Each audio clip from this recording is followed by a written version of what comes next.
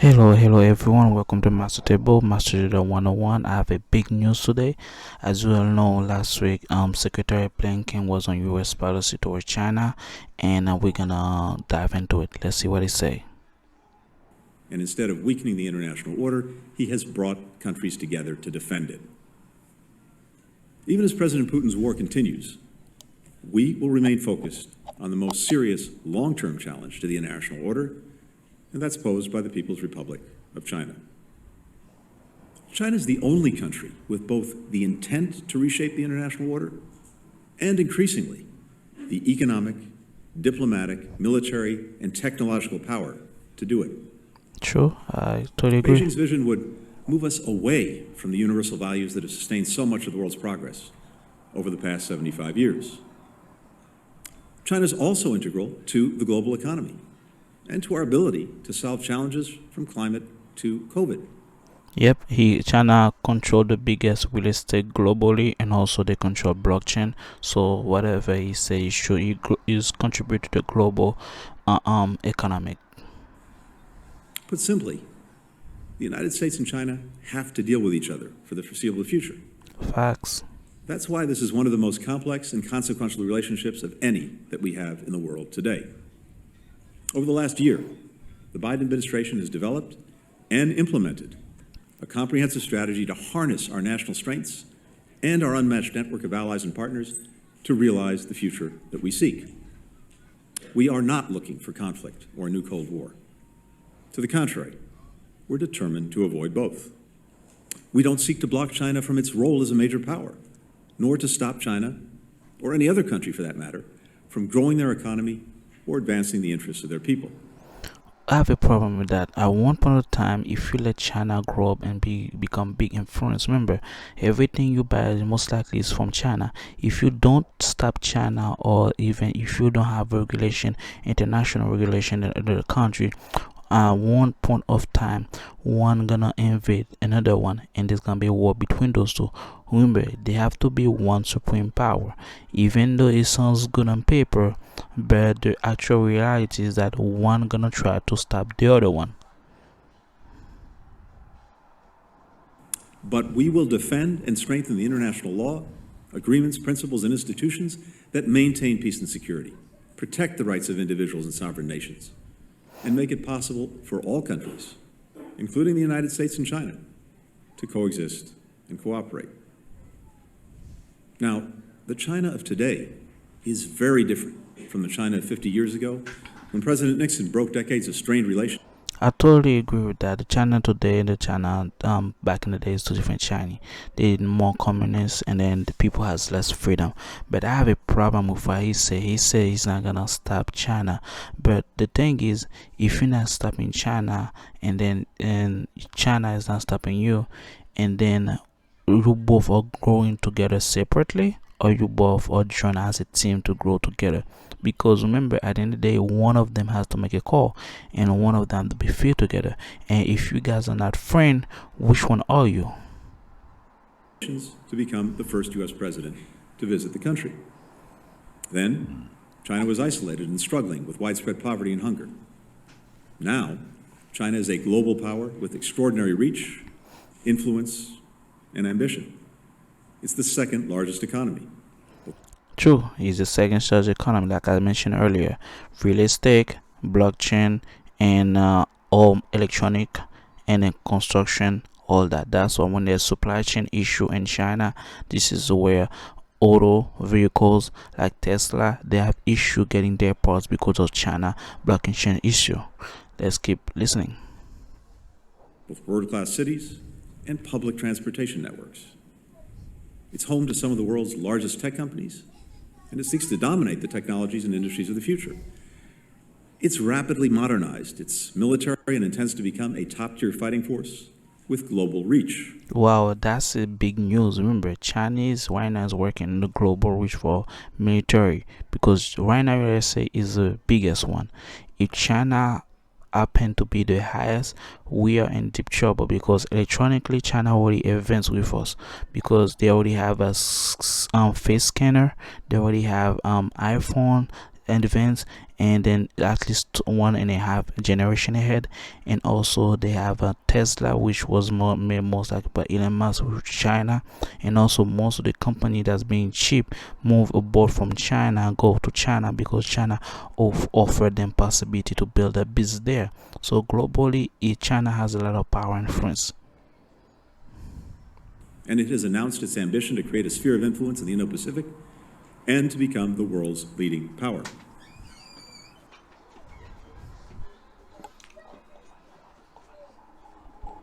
China's transformation is due to the talent, the ingenuity, the hard work of the Chinese people.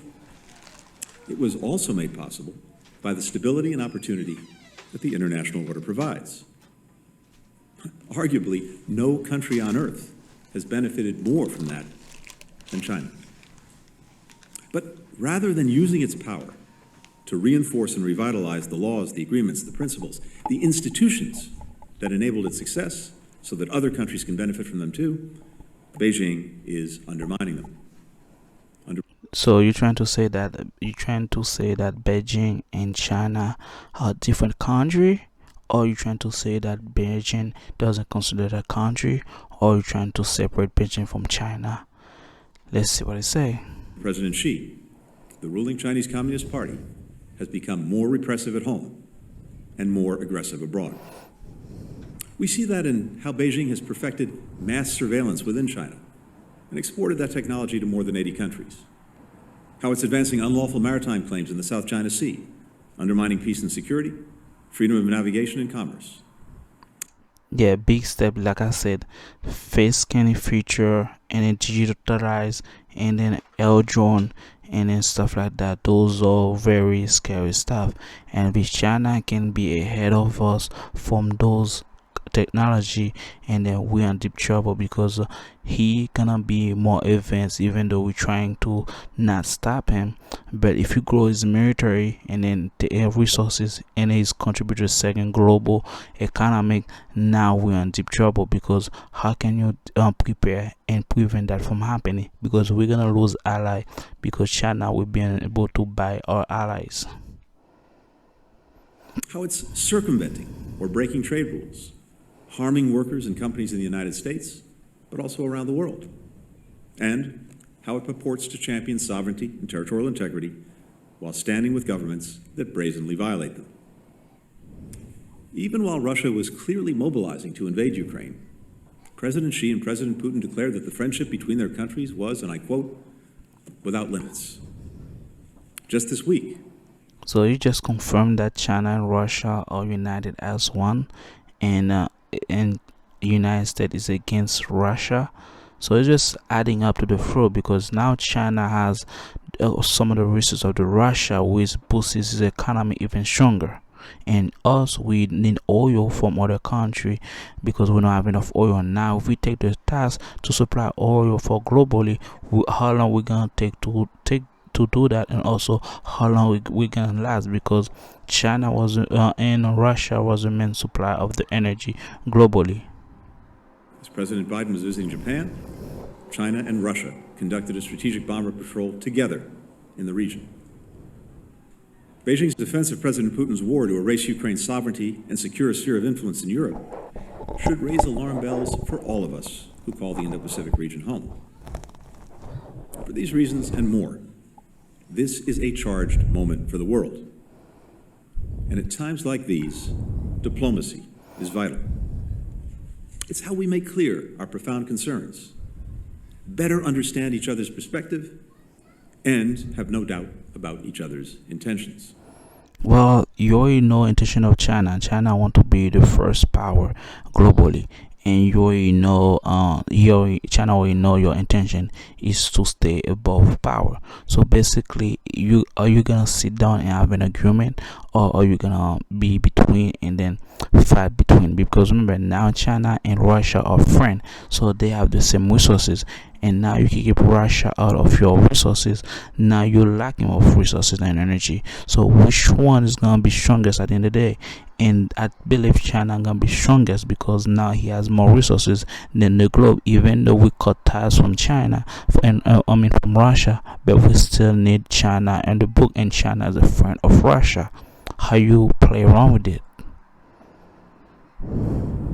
We stand ready to increase our direct communication with Beijing across a full range of issues.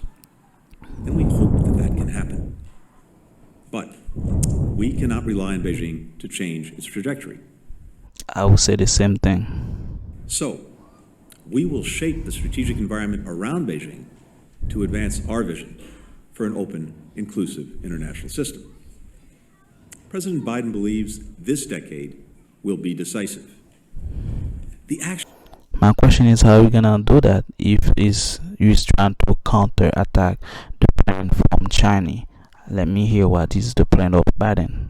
Actions that we take at home and with countries worldwide will determine whether our shared vision of the future will be realized. To succeed in this decisive decade, the Biden administration strategy can be summed up in 3 words: invest, align, compete. We will invest in the foundations of our strength here at home, our competitiveness, our innovation, our democracy. Okay, that sounds good on paper, but for right now, there's 2 bills that's sent away from United States go to Ukraine. How is that investing from our soil and from country from allies? Because remember now you're spending like 40 billion to China, I mean to Ukraine to fight Russia, and then you don't spend money to open more oil, to open more ground, to build more weapon, and to be energy free. That's investment part I have issue with. It sounds good on paper, but for right now, those bills that just passed are helping overseas, not our country. We will align our efforts with our network of allies and partners, acting with common purpose and in common cause.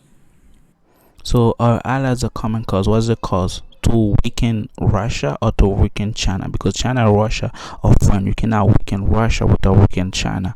And then our allies are still gonna have faith in us, because what you say is that you against Russia but you're not against China. So and you have less resources to help them out and to help ourselves. It's just a matter of time for us to become weakened.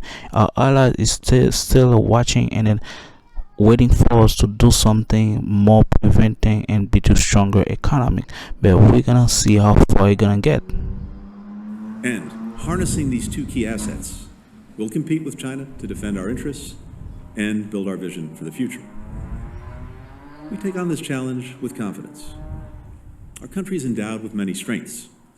We have peaceful neighbors, a diverse and growing population, abundant resources, the world's reserve currency, the most powerful military on earth, and a thriving culture of innovation and entrepreneurship that, for example, produced multiple effective vaccines, now protecting people worldwide from COVID-19.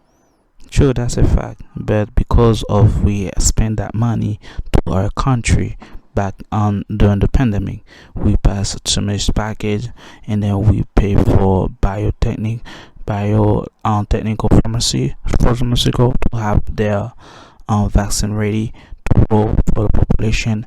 But now you're talking about invest more. For the past 6 months, we haven't invested anything in our country to keep that up.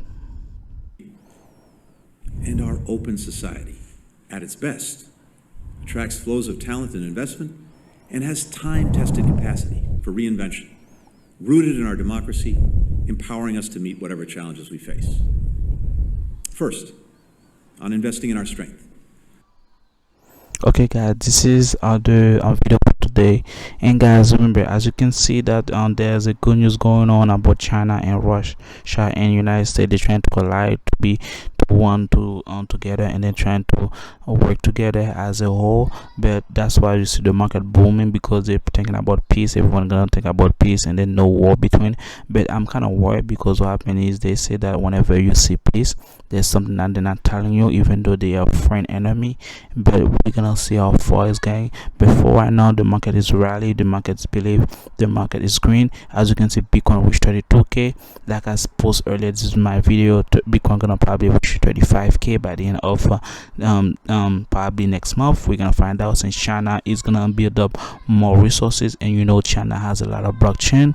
And then also, as you can see, China is moving right now, moving high. As you can see, the economy is booming.